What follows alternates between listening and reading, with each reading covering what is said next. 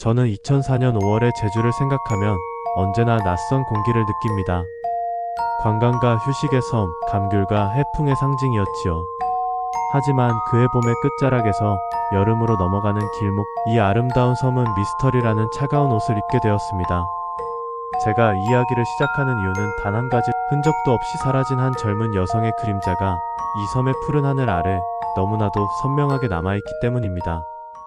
영상 보시기 전 구독, 알람 설정, 좋아요 한 번씩 눌러주세요. 영상 제작에 큰 도움이 됩니다. 부탁드리겠습니다. 그녀의 이름은 김민주, 당시 26살이었습니다.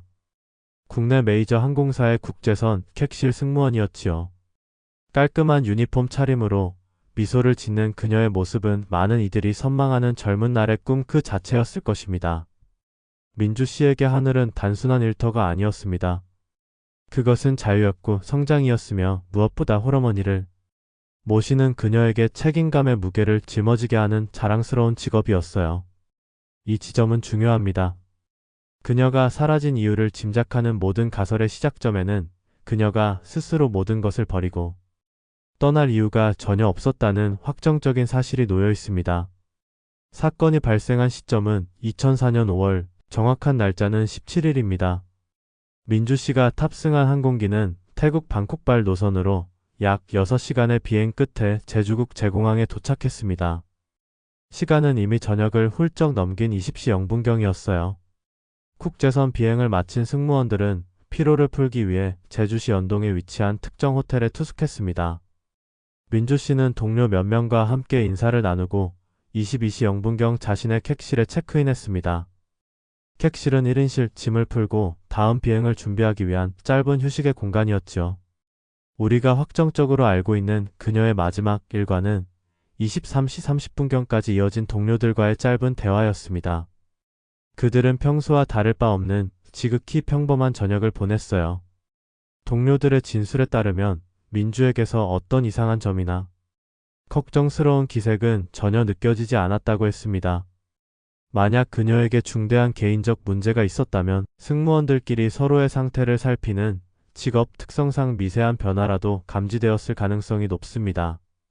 하지만 모든 것은 평온했고 그 누구도 이 평온함이 그녀의 마지막 밤을 감싸는 차가운 침묵이 될 줄은 몰랐습니다. 자정이 막 지난 시간, 호텔 인근 편의점에서 그녀가 마지막으로 목격되었습니다. 시간은 0시 30분경으로 추정됩니다. 그녀는 생수 2병과 간단한 간식거리를 계산하고 편의점을 나섰어요. 당시 근무하던 아르바이트생의 진술에 따르면 손님은 평범한 외출복 차림이었고 아주 자연스럽게 물건을 골랐으며 서두르거나 긴장한 기색은 전혀 없었다고 했습니다. 이 짧은 3분 남짓한 행적이 현재까지 우리가 가진 그녀의 가장 확실한 마지막 영상 기록입니다. 꿈을 상징하는 직업의 유니폼을 벗고 가장 일상적인 차림으로 밤거리를 걷는 젊은 여성. 이 편의점의 불빛 아래에서 그녀의 삶의 궤적은 돌이킬 수 없는 미궁으로 접어들게 됩니다. 이 사건의 배경은 명확합니다. 한 젊고 유능한 여성이 직업적 안정과 개인적 평안이 보장된 상태에서 어떤 경고, 신호도 없이 자정 무렵에 짧은 외출 이후 흔적도 없이 사라졌어요. 모든 짐은 호텔 객실에 그대로 남아 있었고 그녀의 휴대전화는 몇 시간 후 제주 외곽의 외진 곳에서 전원이 꺼졌습니다. 이 모순과 극명한 대비가 바로 이 미스터리의 시작이자 20년 가까이 풀리지 않는 차가운 숙제가 된 이유입니다. 저는 지금부터 그날 밤 제주에서 무슨 일이 있었는지 모든 확정적인 사실과 추정적인 정황들을 쫓아가며 그 어둠의 비밀을 당신과 함께 파헤치겠습니다. 호텔 객실, 그 닫힌 문은 모든 미스터리의 시작이었습니다. 민주 씨가 편의점을 나선 시각은 0시 30분경으로 추정되었지요. 그녀는 길어봤자 10분 이내에 호텔로 돌아와야 했습니다. 하지만 그녀는 돌아오지 않았고 그 부재는 무려 8시간 30분 동안 누구에게도 감지되지 않았습니다. 이것이 비극의 서막이었어요. 항공사 승무원 스케줄은 철저합니다. 비행 전 충분한 휴식은 필수이며 팀원 간의 움직임은 암묵적인 약속 속에 이루어졌지요. 하지만 그날 새벽 아무도 민주 씨의 객실 문을 두드리지 않았습니다. 모두가 그녀가 확정적으로 침실에서 쉬고 있을 것이라 믿었기 때문입니다. 민주 씨의 실종 사실이 처음 수면 위로 떠오른 것은 5월 17일 9시 0분경이었습니다. 다음 비행 준비를 위해 그녀와 함께 움직여야 할 동료 승무원 박희진가명 씨가 그녀의 객실 문을 두드렸어요. 아무리 불러도 안에서는 아무런 대답이 없었지요. 문을 연 호텔 직원이 객실 안을 확인했을 때 그들의 심장은 차가운 불안감으로 내려앉았습니다. 객실은 텅 비어 있었습니다. 침대는 잘 정돈되어 있었고 항공기 유니폼은 옷걸이에 가지런히 걸려 있었어요. 세면도구와 화장품, 그리고 가장 중요한 여행 가방까지 그녀가 제주도를 떠나기 위해 필요한 모든 짐은 그대로 남아 있었습니다. 마치 잠시 외출한 사람처럼 불과 몇 분 뒤에라도 돌아올 것처럼 모든 것이 완벽하게 제자리에 있었어요. 하지만 민주 씨는 없었습니다. 이는 곧 타의에 의한 실종이거나 최소한 돌발적인 상황에 의한 이탈일 가능성이 높다는 결론으로 수사 방향이 추정적으로 전환되었습니다. 수사팀은 즉시 민주 씨의 휴대전화 통화 기록과 기지국 접속 기록 분석에 착수했습니다. 그리고 여기서 첫 번째 결정적인 단서가 포착되었지요. 그녀의 휴대전화는 실종 신고가 접수되기 한참 전인 5월 17일 3시 0분경 전원이 꺼진 것으로 확인되었습니다. 자정 무렵 편의점에서 마지막으로 목격된 시점으로부터 약 2시간 30분 뒤의 일이었어요. 이 시간 차이는 그녀가 실종된 결정적인 순간이 새벽 0시 30분에서 3시 0분 사이에 암흑의 시간 속에 숨어 있다는 것을 의미했습니다. 더 충격적인 사실은 휴대전화의 마지막 기지국 접속 위치였습니다. 그 위치는 호텔이 위치한 제주시 연동의 번화가가 아닌 제주시 외곽의 인적이 드문 해안도로 인근이었어요. 수사팀은 기지국 신호 분석을 통해 특정 해안가의 500m 반경 이내에서 휴대전화의 전원이 꺼진 것을 추정했습니다. 왜 그녀가 새벽 3시에 호텔에서 10km 이상 떨어진 외진 해안도로에 있었을까요? 이것은 그녀의 실종이 단순한 호텔 이탈이 아니라 외부 요인에 의한 강제적인 상황 변화가 있었음을 강력하게 시사하는 확정적인 증거였습니다. 이 단서는 수사팀을 일제히 제주시 외곽의 해안도로로 향하게 만들었습니다. 광범위한 수색에도 불구하고 민주 씨의 흔적은 단 하나의 유류품조차 발견되지 않았어요. 제주도의 바람과 파도는 모든 것을 삼킨 듯 침묵으로 일관했습니다. 이 초기 수색의 실패는 사건을 미궁으로 빠뜨린 두 번째 결정적인 요인이 되었습니다. 이는 그녀가 해안도로에서 누군가를 만났거나 혹은 그곳을 경유지로 하여 다른 장소로 이동했을 가능성, 즉 타인에 의한 계획적인 개입의 가능성을 더욱 높이는 결과로 이어졌습니다.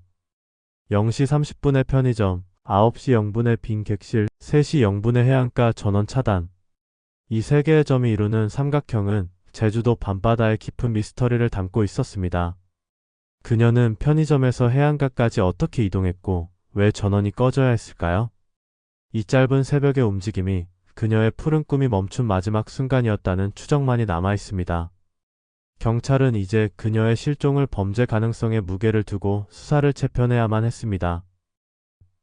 수사의 초기 단계는 언제나 혼란과 오판의 연속입니다.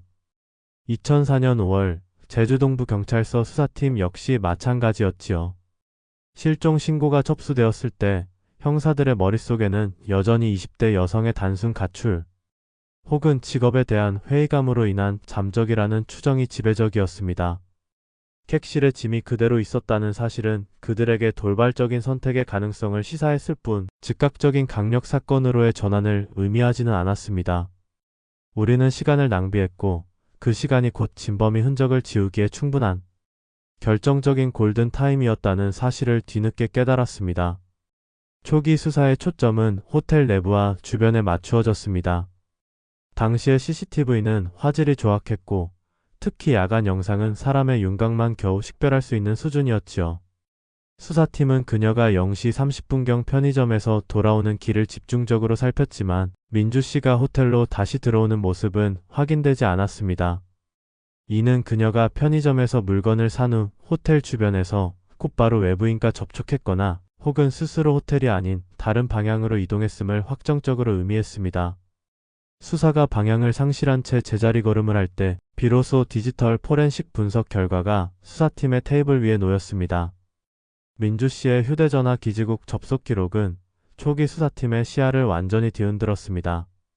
3시 0분경 제주시 연동 번화가가 아닌 제주시 외곽의 한적한 해안도로 인근에서 전원이 꺼졌다는 확정적인 데이터는 단순 가출이라는 가설에 치명적인 타격을 입혔어요. 이 데이터는 단순한 위치 정보 이상의 의미를 내포했습니다. 호텔에서 마지막으로 목격된 0시 30분부터 전원이 꺼진 3시 0분까지의 2시간 30분 동안 민주 씨에게는 장소를 이동하게 만들 어떤 사건이 발생했다는 확정적인 증거였지요. 수사팀은 곧바로 해안도로 주변을 500m 반경으로 묶어 수색팀을 투입했습니다. 하지만 광범위한 정밀 수색에도 불구하고 결정적인 단서는 발견되지 않았습니다. 휴대전화가 꺼진 그곳은 진공 상태처럼 민주 씨의 모든 흔적을 빨아들인 듯 했습니다.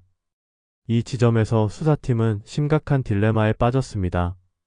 객실에 짐을 모두 두고 나간 점은 타의에 의한 납치나 강제 이탈을 강력하게 시사하지만 편의점에서의 평온했던 모습은 자발적인 외출로도 해석될 여지를 남겼기 때문이지요. 만약 그녀가 누군가를 만나러 나갔다면 왜 그 만남이 새벽 3시에 인적이 드문 해안 도로까지 이어져야 했을까요? 이 모순된 정황들은 수사의 방향을 외부인에 의한 계획, 범죄와 우발적인 상황에 의한 불의의 사고 사이에서 끊임없이 방황하게 만들었습니다. 실종 후 24시간이 흐르는 동안 수사팀이 확보한 것은 오직 해안 도로에서 그녀의 휴대전화가 꺼졌다는 차가운 데이터뿐이었어요. 우리는 뒤늦은 수사의 대가를 톡톡히 치르고 있었습니다. 우리는 경찰이 결정적인 골든 타임을 놓쳤음을 확인했습니다. 하지만 3시 0분 해안 도로라는 확정적인 위치 데이터는 수사팀에게 새로운 집념을 불어넣었지요.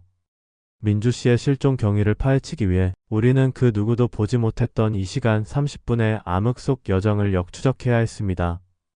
그녀는 택시나 자가용을 이용했을 가능성이 확정적으로 높았어요. 택시는 가장 유력한 추정이었지요. 수사팀은 당시 심야 택시들의 운행 기록과 운전자 진술을 전수 조사했습니다. 하지만 그 어떤 택시기사도 그녀를 외진 해안 도로에 내려줬다는 구체적인 진술을 하지 않았습니다.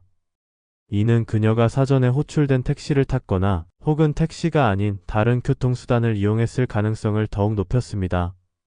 수사팀의 시선은 곧 자율적인 교통수단, 즉 자가용으로 쏠렸습니다. 그녀의 평소 통화 기록을 분석한 결과 실종 직전 그녀가 누군가와 전화통화를 했다는 기록은 확인되지 않았습니다. 그러나 문자 메시지 SMS 기록에서 하나의 의심스러운 흔적이 발견되었지요. 실종 당일 저녁 그녀가 개인적인 관계에 있던 인물로 추정되는 특정 발신 번호와 여러 차례 짧은 문자를 주고받은 사실이 포착되었습니다. 경찰은 이 유력 용의자 어의 신원을 특정하고 그가 소유한 차량의 종류와 동선을 파악하는 데 집중했습니다. 그리고 이 지점에서 결정적인 목격자 진술이 나왔어요. 호텔 주변에서 늦게까지 영업하던 상점 주인이 0시 30분에서 0시 40분 사이에 호텔 입구 근처에서 은색 또는 흰색의 소형 승용차 한 대가 수상하게 대기하고 있었으며 민주 씨와 비슷한 여성이 그 차량에 탑승하는 것을 본 것 같다고 추정적인 진술을 한 것입니다. 수사팀은 은색 흰색 소형 승용차라는 키워드를 가지고 추적을 계속했어요. 그리고 새벽 1시 15분경을 전후하여 휴대전화가 꺼진 해안도로 방향으로 이동하는 은색 흰색 소형 승용차 한 대가 희미하게나마 포착되었습니다.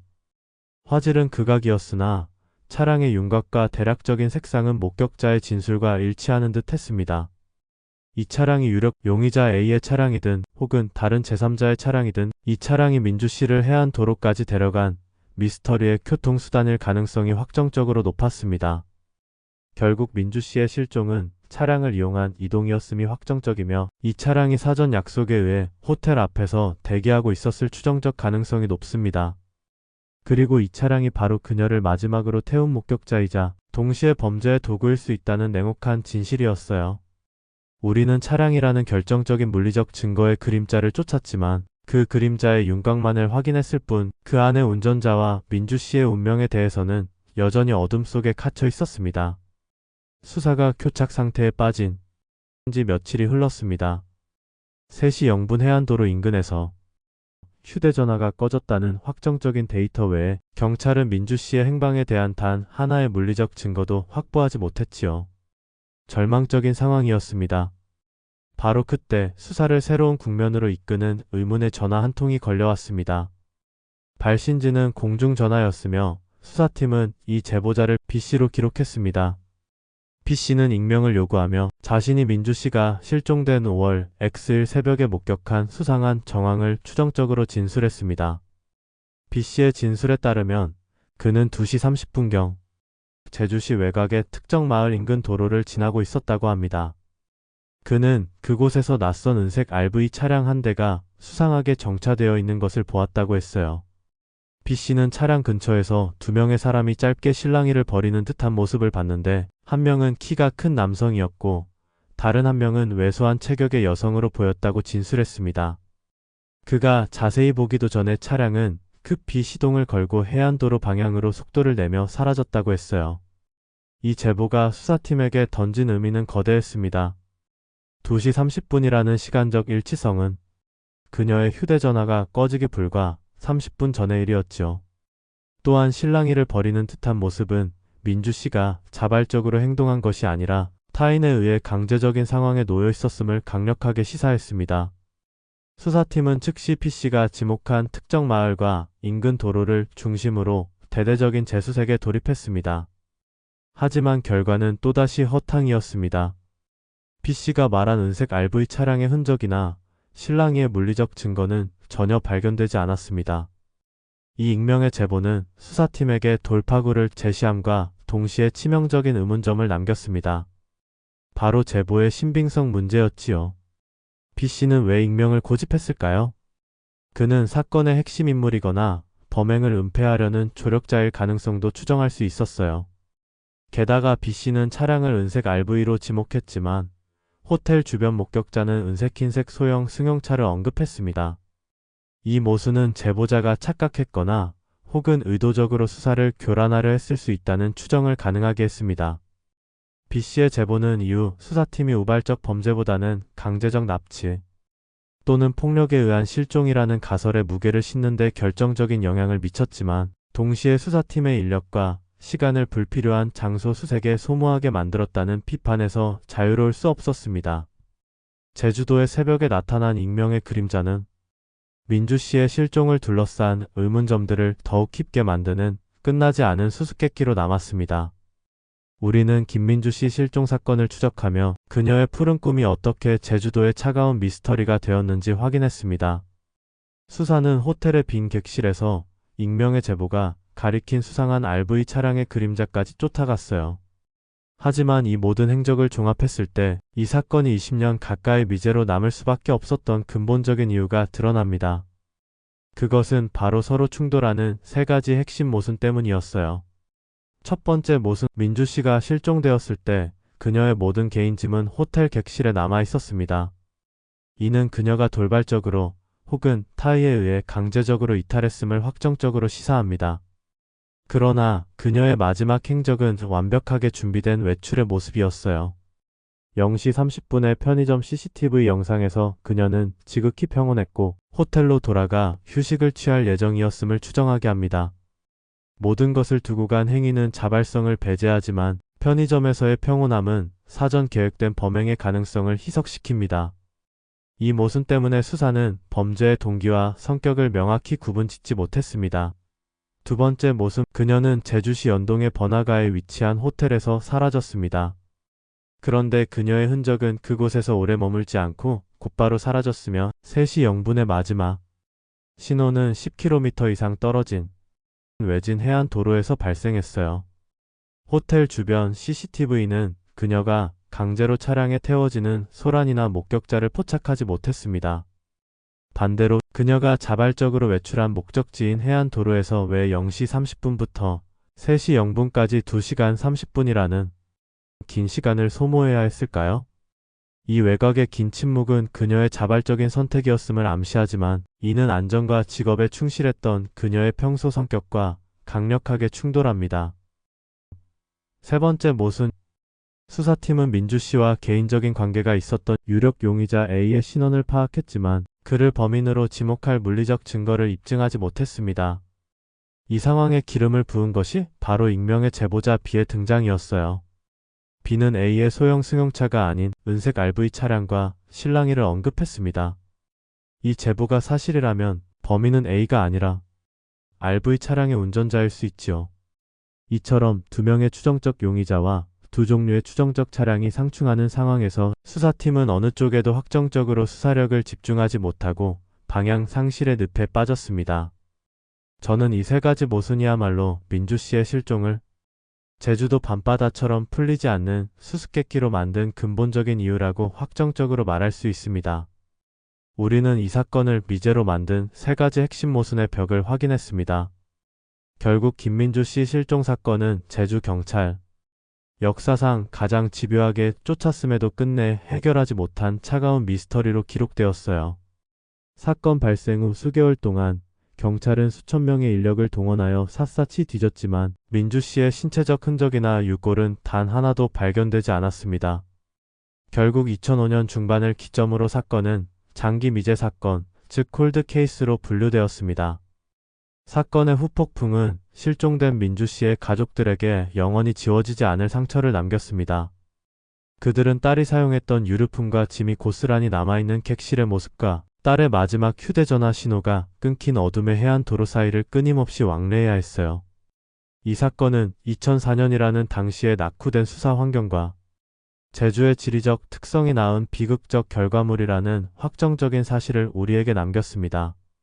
이 사건은 이후 경찰 수사에서 위치 추적 데이터의 중요성을 재인식시키고 전국 단위의 CCTV 확충과 통신사와의 협력 체계를 개선하는 데 간접적인 영향을 미쳤다는 역설적인 교훈을 남겼습니다. 저는 나레이터로서 이 이야기의 마지막을 덮으면서도 결코 끝났다고 말할 수 없습니다. 이 이야기는 묘한의 서사입니다. 스튜어디스 김민주 씨는 사라진 채 그녀의 푸른 꿈이 멈춘 장소와 이유에 대한 냉혹한 진실만이 우리를 기다리고 있습니다. 우리의 역할은 여기서 끝이 아닙니다. 콜드 케이스는 수사가 공식적으로 중단되었음을 의미할 뿐 진실이 사라졌음을 의미하지 않습니다. 우리는 이 미스터리한 사건을 기억하고 끊임없이 의문을 제기하며 진실 규명에 대한 사회적 의무를 다해야 합니다. 언젠가 새로운 증거를 통해 이 사건의 차가운 장막이 걷힐 수 있기를 희망합니다.